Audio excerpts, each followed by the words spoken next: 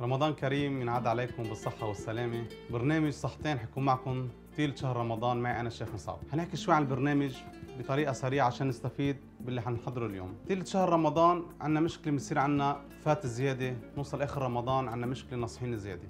نحن برمضان مش حنضعف، بس حنحاول قد ما فينا يكون وزننا يضل هو ذاته من أول شهر رمضان لآخر شهر رمضان. الشغلة الثانية حتعلمها كيف نستبدل السمن كله، نستعمل التوابل، وكيف فينا نحضر كل شيء بالبيت. بمعنى الشاورما هنحضرها بالبيت، البرجر نحضره بالبيت، مرقة اللحم نحضرها بالبيت، مرقة الدجاج نحضرها بالبيت، حتى ما نضطر نشتري المكعبات اللي فيها دجاج ولحمة وفيها نسبة فات عالية وفيها ملح كمان كتير عالي. هنبتدي نتعلم كيف نقدر نجرم الفرخة بالبيت، وشو فينا نستعمل الفرخة بكذا طريقة. فينا نستعمل الصدر تبعها، الفخذ تبعها، وفينا كمان نستعمل العظام تبعها.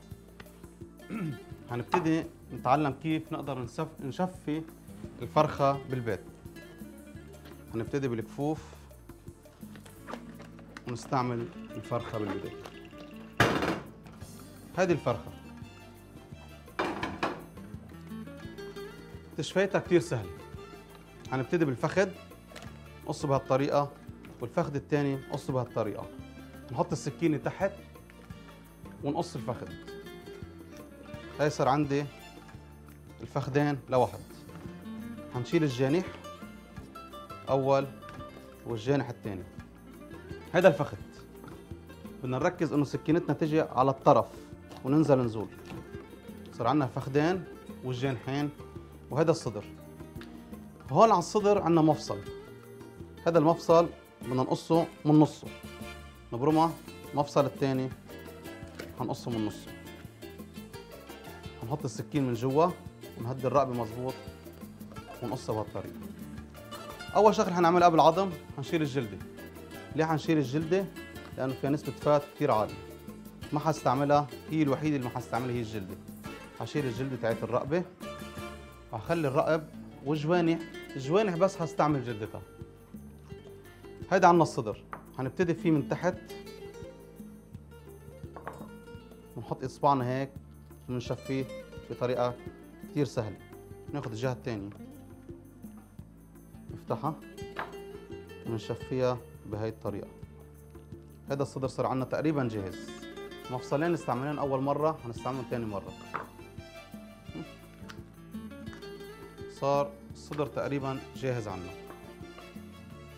عم نحاول قد ما فينا نشيل كل شي دهن عشان ما نكتسب الفات. العظمة الثانية هنشيلها. هذا الصدر فينا نستعمله الطاووق بهالطريقة. صار جاهز للطاووق. وفينا نستعمله لأسكالوب، نفتحها بهالطريقة. صار جاهز نعمل أسكالوب بالبيت، وصار جاهز نعمل طاووق بالبيت. وبالحلقات السابقة إن شاء الله حنتعلم كيف نتبل الطاووق وكيف نتبل الأسكالوب ما نشتري جاهز. حنتعلم الفخذ كيف حنسحبه. الفخذ حنبتدي فيه من تحت من ورا. هنكسر العظمة ونسحبها سحب وحدة. هذا العظم كله ما حنكبه، حنرجع نستعمله لنعمل التشيكن ستوك اللي حنستعمله بكل طبخاتنا طيلة شهر رمضان.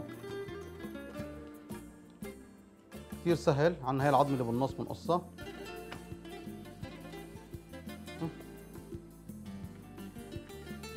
قد ما فينا نبسط الطبخ لأنه كثير سهل. وهي شلنا العظمة الثانية. وأكيد إن الجلدة ما حنستعملها، حنشيلها ونكبها. الفخذ أنا بفضل استعماله بالطاووق أو بشيش طاووق لأنه بيكون جوسي أكثر من الصدر. هي قطعني. وهذا الفخذ الثاني حنرجع نجرب مرة ثانية عشان نعطي فكرة كيف نجرمه. من أول الفخذ لآخر الفخذ. الجهة الثانية نفس الطريقة. بدنا نتبع ايدينا والسكينة تكون قوية ما تعورنا ايدينا. قصيناه بالنص وشلنا أول عظمة. وهي العظمة الثانية كمان شلناها. نفس الطريقة. الجلدة ما حنستعملها.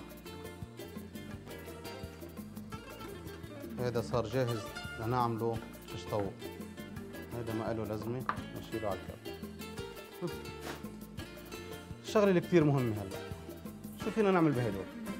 فينا نسلقهم حتى نعمل تشيكن ستوك. ببدل الكف عشان اقدر.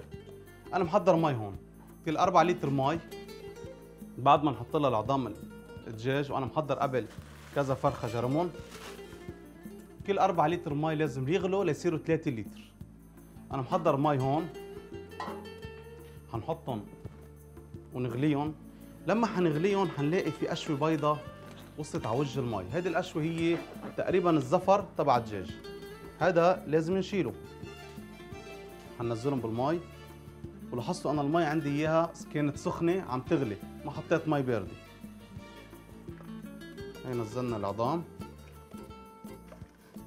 وحطيناهم لحتى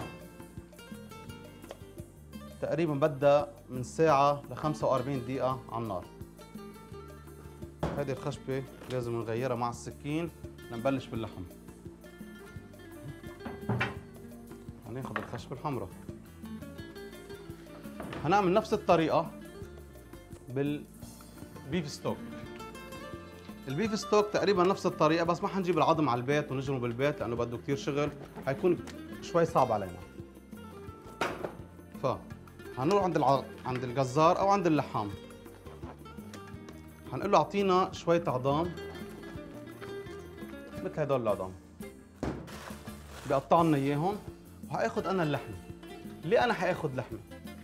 عاده بس تكون الموظف او الموظفه راجعه من البيت بياخذ معها كثير وقت، لحتى تحضر الطبخ. يعني عم نحاول الطبخه تاخذ معها من ربع ساعه تقريبا ل 10 دقائق. كيف تاخذ معها ربع ساعه ل 10 دقائق؟ لما تكون هي محضره البيف ستوك واللحمه سالقيتها تكفيها اسبوع كامل، حتصير كل نهار جمعه تحضر لاسبوع الكامل. يعني الطبخه صارت عم تاخذ معها تقريبا ربع ساعه لماكسيموم 40 دقيقه لنص ساعه. نغطي الدجاج ونقوي تحتها لتغلي. هذه اللحمه هنقطع اللحمه لمكعبات. قد ايه بدك حجمها فيك تعملي حجمها، مش مشكله. انا بفضل حجم اللحمه شوي تكون كبيره.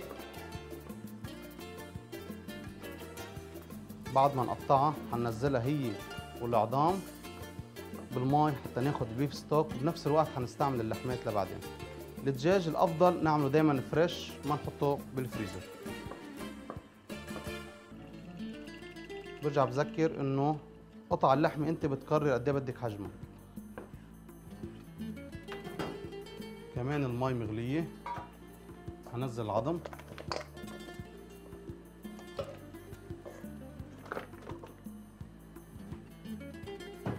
وهنزل البيف.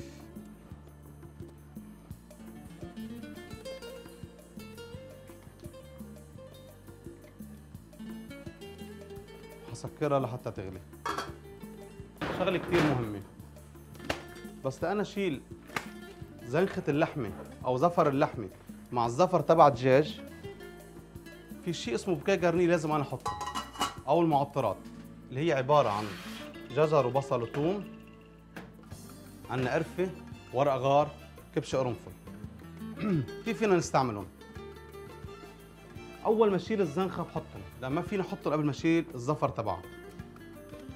الزفر مثل ما قلنا حيعمل قشوه بيضة على الوش.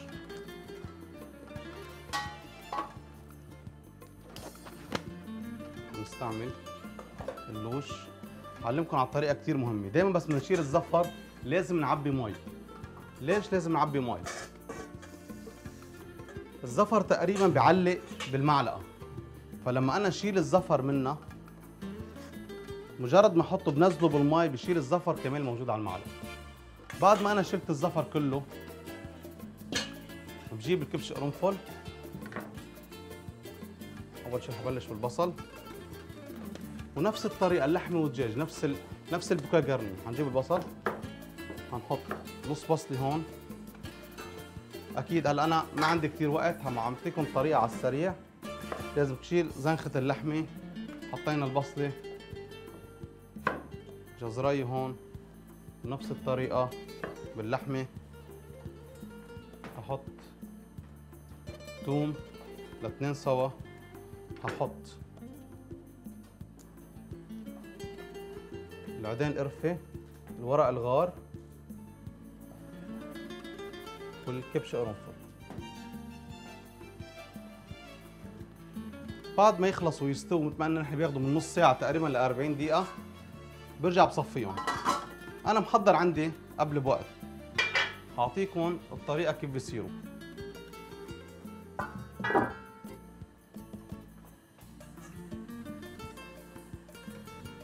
بجيب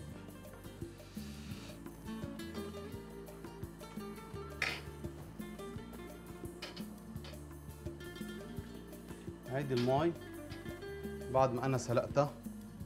هيدي صار شكل المي اللي حستعملها انا طيلة شهر رمضان. هيدي هلسي 100%، ما فيها دهون، ما فيها ملح. نسبة الملح اللي بتكون كثير عالية بالمكعبات اللي انا بشتريها. نفس الوقت حجيب العلب اللي بدي احطها بالفريزر او بالبرادات، حتى كل يوم شيل العلبه اللي انا بدي اياها حسب العائله. عندي عائله صغيره بستعمل علبه، عندي عائله كبيره بستعمل علبتين. انت بتقرر بالبيت قد ايه بدك تستعمل.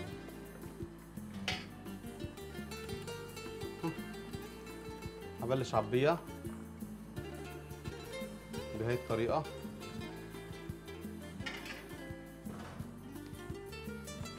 وهي شقف اللحمه اللي انا حستعملها طيلة شهر رمضان. لاحظتوا شو عملت؟ هرجيكم اياه عن قريب. اللحمه انا سلقتها مثل ما شايفين، والمي معها. يعني انا بكره اذا عندي شيء بازيلا، عندي ملوخيه، بطلع العلبه مثل ما هي. صارت الطبخه بتاخذ معي بين الربع ساعه لنص ساعه تكون جاهزه. فرق ما تاخذ معي ساعتين لاسلق اللحمه لتخلص معي الطبخه.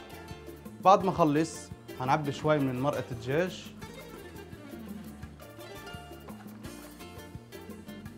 حتى افسر لكم كيف بتصير الطريقه. نفترض هذا الدجاج وهذا اللحم.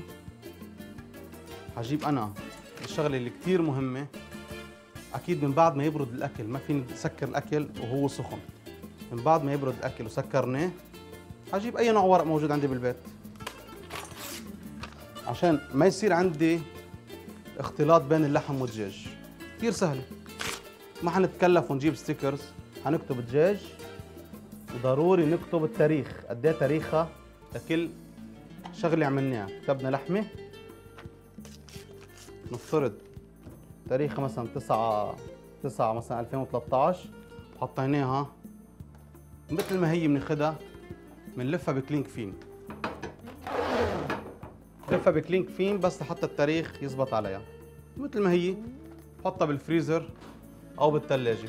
وثاني نهار شو بدي عندي طبخه، طلع عندي مثلا سوب بده دجاج، طلع دجاج. عندي سوب بده لحمه، بطلع لحمه. عندي يخني بدها لحمه. عندي مثل الملوخيه في عندها اثنين، في عندها اللحمه والدجاج، فانا بطلع علبتين مثل ما اتفقنا. عندي علب اكبر لان عندي عائله كثير كبيره، بحط بعلب كثير كبيره. عندي عائله كثير صغيره، بستعمل هيدي العلب. مثل ما اتفقنا الدجاج رح نستعمله، حنحطه بالبراد لتاني نهار. بعدين حنتعلم كيف نعمل طاووق، كيف نعمل اسكالوب، كيف نعمل شاورما، حتى كيف نعمل دجاج مع كعك نعمله بالبيت، ما بقى نشتريه من برا، لانه ما بنعرف نسبه الفات الموجوده بقلبه، النظافه الموجوده بقلبها. هيدي المي اللي نحن عملناها اليوم، ميه اللحم ميه الدجاج، حتكفينا تقريبا اسبوع لقدام، وفينا نعملها شهر. بس هيك صارت الموظفه لما ترجع على البيت بدها تعمل اكل، صار اكلها بياخذ معها ربع ساعه لنص ساعه، لانه ميتها جاهزه ولحمتها جاهزه، ما في الا تحط بقيه الاغراض. بتاخذ كثير وقت سهل. وكثير مهم بعد ما نصفي المي مزبوط نشيل القرفه والعودين، عودين قرفه، الورق غار والكبش قرنفل، حتى بالاكل ما يطلعوا تحت اسناننا، بيعطوا طعم كثير قويه. نصفيها مزبوط، نتركها تبرد، ونصفي منها اللحمه، بنكب كل شيء عظام استعملناها. اهم شيء ما نستعمل الجلده. لاحظتوا انا ما استعملت لا زيت ولا سمنه ولا زبده، كانت هلسه 100%. حلقتنا لليوم انتهت، بشوفكم ان شاء الله بحلقه جديده، بطبخه جديده، بتعليم جديده، تكنيك جديد. صحتين.